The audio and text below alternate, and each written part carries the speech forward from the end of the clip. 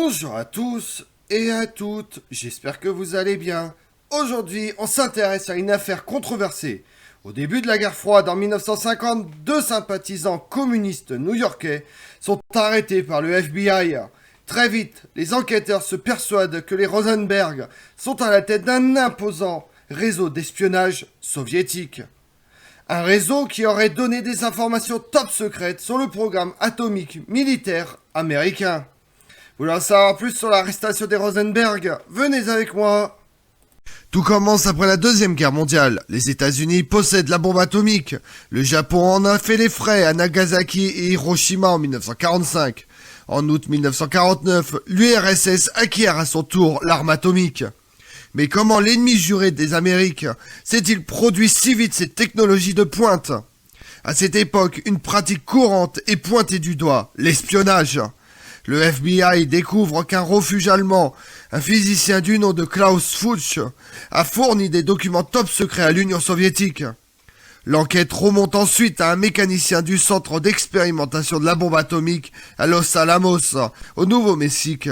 Il s'appelle David Greenglass, lui-même communiste, sert dans l'armée du côté de Los Alamos au Nouveau-Mexique, où se déroulent les essais sur la bombe atomique sous le nom de code Manhattan Project. Avec sa femme Ruth, David recueille des informations sur le projet et les transmet à son beau-frère en vue d'aider le régime de Staline à se doter à son tour de la bombe atomique. Arrêté pour espionnage, David Greenglass nie d'abord les faits, puis après 8 mois d'hésitation, charge les Rosenberg en échange de la liberté pour sa femme et de la vie sauve pour lui-même. Il accuse Ethel de l'avoir aidé à retranscrire des documents sur la bombe atomique. Son témoignage obtenu par le redoutable avocat Roy Cohn emporte la conviction du jury que les Rosenberg sont coupables. C'est durant l'été 1950, en pleine guerre froide, que des accusations d'espionnage pour le compte de l'Union des républiques socialistes soviétiques, URSS, sont formulées contre les Rosenberg. Reconnus coupables par un jury, ils sont condamnés à la peine capitale. Le monde occidental s'inquiète à ce moment de l'explosion de la première bombe atomique de l'URSS et du conflit qui oppose la Corée du Sud et la Corée du Nord communiste. Des sursis ainsi qu'une importante campagne médiatique internationale questionnant la culpabilité des époux font de l'affaire Rosenberg une cause célèbre sur le plan politique, provoquant pétitions et manifestations. Des recours en grâce sont adressés au président Harry Truman et Dwight Eisenhower avant l'exécution qui a lieu à la prison de Sing Sing le 19 juin 1953. 2 jours plus tard, des milliers de personnes assistent aux funérailles qui se déroulent à Brooklyn. Martyrs pour les uns, traîtres pour les autres, les Rosenberg restent liés à la croisade anticommuniste qui a marqué la vie politique américaine au début des années 50. Le 6 mars 1951, Ethel et Julius Rosenberg sont accusés de conspiration en vue d'espionnage. 15 ans plus tôt, Julius Rosenberg fait la connaissance d'Ethel Greenglass, issus tous les deux de familles juives de New York. Ils se virent la toute première fois lors d'un gala du syndicat international des marins organisé pour la Saint-Sylvestre.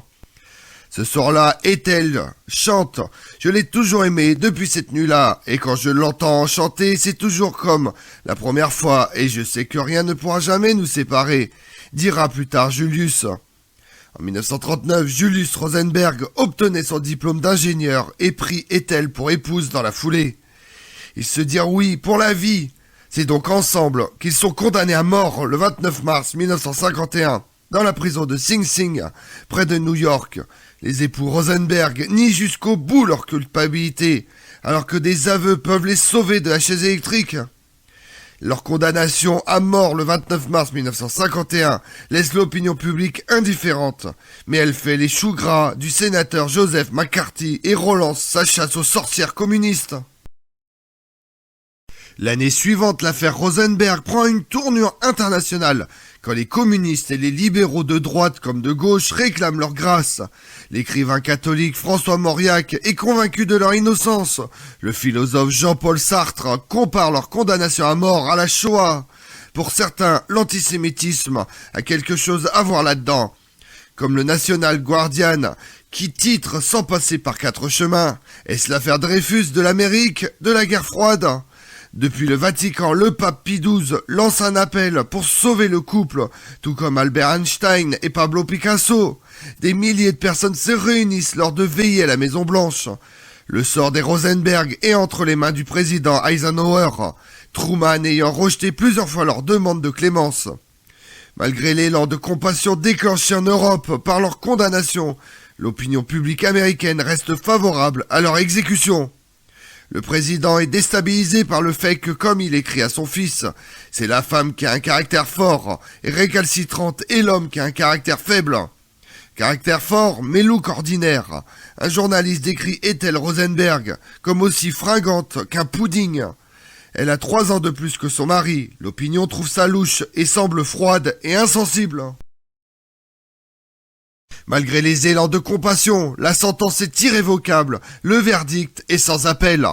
Le journal Le Monde écrit le 11 décembre 1952. Aucune condamnation à mort n'avait jusqu'à présent été prononcée aux États-Unis pour crimes d'espionnage. Même en temps de guerre, d'autres espions d'une plus grande envergure, ayant commis et avoué des faits beaucoup plus graves, n'ont été condamnés qu'à des peines de prison. Le savant Klaus Fuchs, arrêté et jugé en Grande-Bretagne pour avoir fourni à l'Union soviétique d'importants renseignements sur la séparation des isotopes et la fabrication de la bombe A, est condamné à la peine maximum, 14 ans d'emprisonnement. Peu après 8 heures du soir, le 19 juin 1953, Julius et Ethel Rosenberg meurent sur la chaise électrique dans la prison de Sing Sing de New York.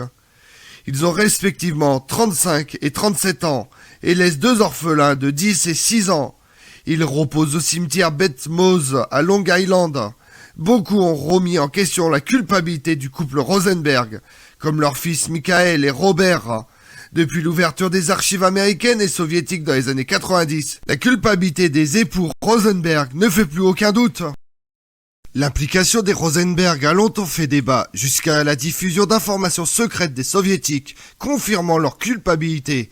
La conduite du procès et notamment la rétention d'informations est critiquée. Les archives du projet Verona ont établi la culpabilité sont aussi ponctuellement mises en doute. L'espionnage des Rosenberg serait encore attesté par les mémoires de Nikita Khrouchtchev, qui lui attribue une grande importance. Des notes d'Edgar Hoover et d'autres documents intéressants du FBI peuvent être extraits des auditions de Klaus Fuchs. En 1995, l'ouverture d'archives soviétiques a révélé que Julius Rosenberg faisait bien partie d'un réseau d'espionnage appelé Libéral. Le nom de sa femme Ethel y est seulement mentionné. Comme on l'a vu, l'arrestation du scientifique Klaus Fuchs et celle de David Greenglass mènent à l'incarcération de Julius et Ethan Rosenberg, un couple d'Américains accusés d'avoir transmis des informations secrètes aux Soviétiques sur l'évolution des recherches atomiques des États-Unis. Les Rosenberg seront condamnés à mort. Je vous remercie d'avoir suivi cette vidéo en ma compagnie. Si vous voulez connaître mes autres vidéos, retrouvez-moi sur ma chaîne YouTube Tout sur l'Histoire avec Damien, mais également sur les réseaux sociaux, Twitter et Instagram, Histoire Damien. Et pensez à liker, commenter et vous abonner. Je vous remercie à tous.